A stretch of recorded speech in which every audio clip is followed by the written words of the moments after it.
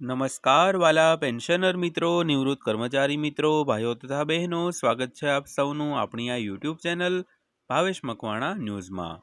તો પેન્શનર મિત્રો, આજના વિડીયોની અંદર આપણે વાત કરીશું રાજ્ય સરકારના પેન્શનરો માટે નાણાં વિભાગે આજરોજ તારીખ 29/3/2026ના રોજ જાહેર કર્યો છે અગત્યનો પરિપત્ર। તો પેન્શનર મિત્રો, શા માટેનો અગત્યનો પરિપત્ર છે જેની આજના વિડીયોમાં આપણે ચર્ચા કરવાના છીએ, તો આજનો આ વિડીયો તમે ખાસ કરીને અંત સુધી જોઈ લેજો। તો સૌથી પહેલાં વાત કરીએ તો પ્રધાનમંત્રી નરેન્દ્ર મોદીની અધ્યક્ષતામાં કેન્દ્રીય મંત્રીમંડળે 8મા કેન્દ્રીય પગાર પંચ માટે સંદર્ભ શરતોને મંજૂરી આપી છે। તો આ પંચ, જેમાં એક અધ્યક્ષ, એક પાર્ટ ટાઈમ સભ્ય અને એક સભ્ય સચિવનો સમાવેશ થાય છે, તો તે 18 મહિનાની અંદર તેમનો અહેવાલ રજૂ કરશે। તો તે નાણાકીય સમજદારી અને આર્થિક પરિસ્થિતિઓને ધ્યાનમાં રાખીને કેન્દ્ર સરકારના કર્મચારીઓના પગાર, પેન્શન અને સેવાની શરતોની સમીક્ષા કરશે। તો ભલામણો 1 જાન્યુઆરી 2026થી અમલમાં આવે તેવી અપેક્ષા છે।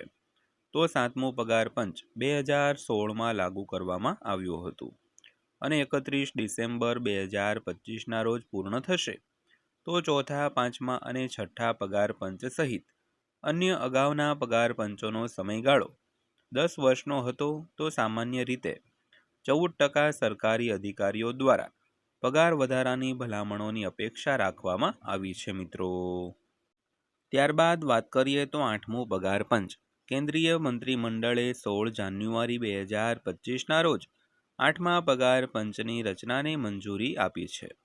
તો 8મું કેન્દ્રીય પગાર પંચ 1 જાન્યુઆરી 2026થી અમલીકરણ સુનિશ્ચિત કરે છે।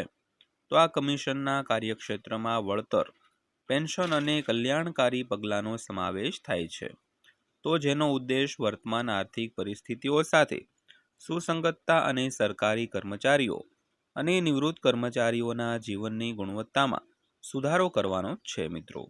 તો 8મા પગાર પંચની એક મુખ્ય વિશેષતા 2.28નો પ્રસ્તાવિત ફિટમેન્ટ ફેક્ટર છે, જે લઘુત્તમ વેતનમાં 34.1%નો વધારો કરે છે।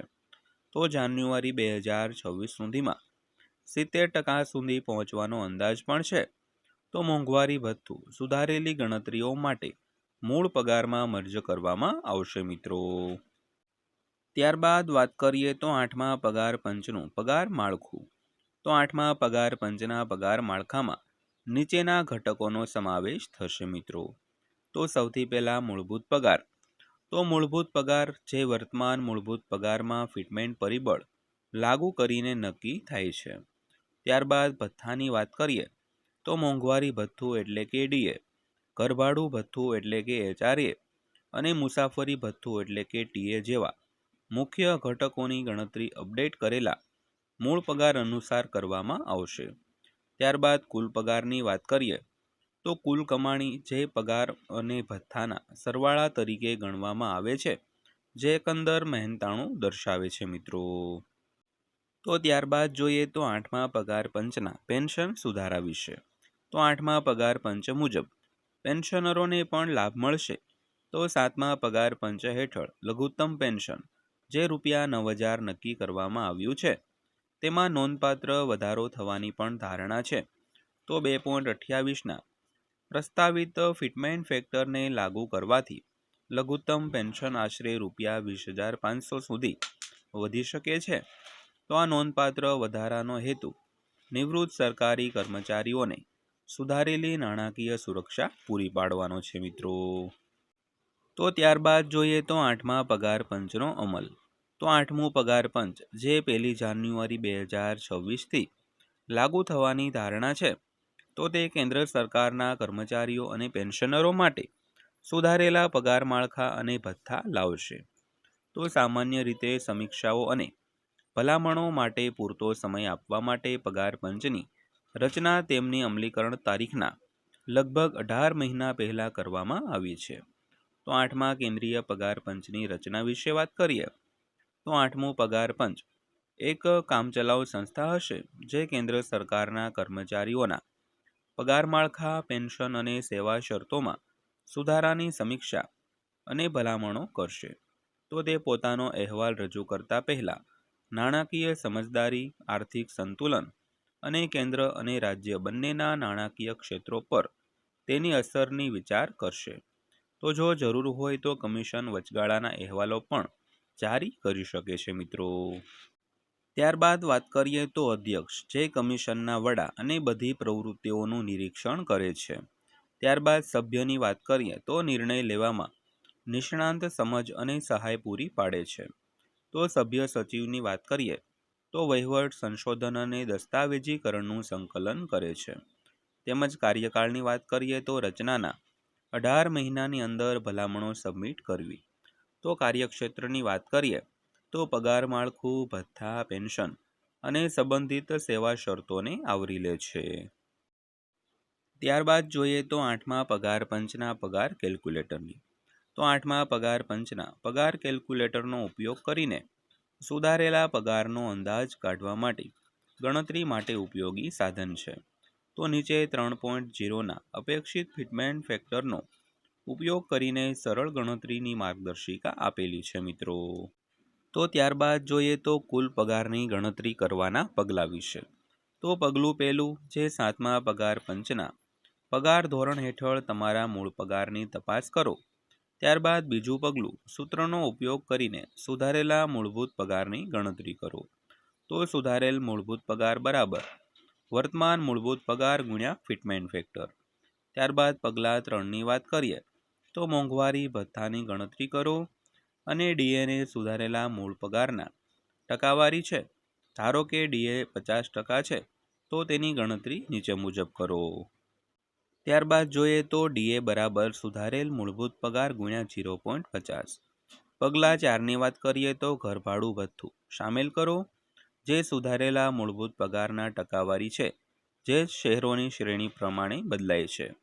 તો મેટ્રો શહેરોમાં 27%, ટાયર 2 શહેરોમાં 20% અને ટાયર 3 શહેરોમાં 10%.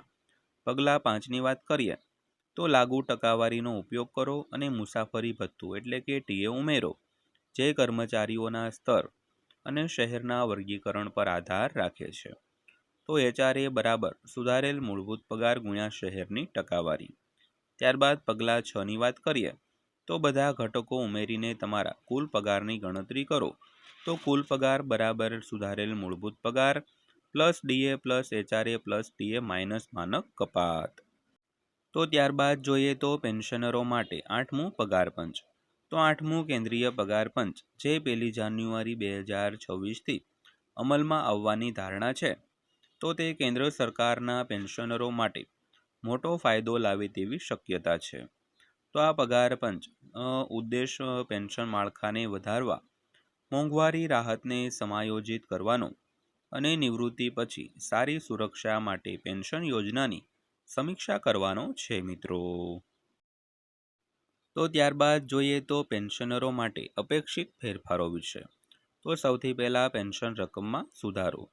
તો કમિશન દ્વારા ભલામણ કરાયેલા નવા ફિટમેન્ટ ફેક્ટરનો ઉપયોગ કરીને પેન્શનની પુનઃગણતરી કરવામાં આવશે. ત્યારબાદ ન્યૂનતમ પેન્શન વધારાની વાત કરીએ તો હાલનું ન્યૂનતમ પેન્શન ₹9,000 વધીને 20,500થી 25,740 થઈ શકે છે. ત્યારબાદ મોંઘવારી રાહતને રીસેટ. તો સુધારેલા પગાર અને પેન્શન માળખા લાગુ થયા પછી ડીઆર રીસેટ થઈને 0 થઈ જશે તેવી શક્યતા છે. ત્યારબાદ જોઈએ તો પેન્શન યોજના અપડેટ્સ. તો એનપીએસ અથવા યુપીએસ તો જેવી યોજનાઓમાં ફેરફાર લાવવામાં આવી શકે છે, જેનાથી 10 વર્ષથી વધુ સેવા ધરાવતા કર્મચારીઓ માટે ઓછામાં ઓછું ₹10,000નું લઘુત્તમ પેન્શન સુનિશ્ચિત થાય છે. ત્યારબાદ વાત કરીએ તો એનપીએસ યોગદાન પર અસરની. તો રાષ્ટ્રીય પેન્શન સિસ્ટમ એટલે કે એનપીએસ હેઠળ યોગદાનમાં વધારો થવાની ધારણા છે, કારણ કે સુધારેલા પગારમાં વધારો થશે મિત્રો. તો મિત્રો, આ હતી આજની માહિતી પસંદ આવી હોય, વિડીયો સારો લાગ્યો હોય તો વિડીયોને એક લાઇક કરજો અને આવી જ માહિતીઓ મેળવવા માટે આપણી આ ચેનલ સબસ્ક્રાઈબ કરી લેજો. તો ફરીવાર પાછા મળીશું એક નવા વિડીયો સાથે, નવી માહિતી સાથે. ત્યાં સુધી સૌને જય હિન્દ, વંદે માતરમ.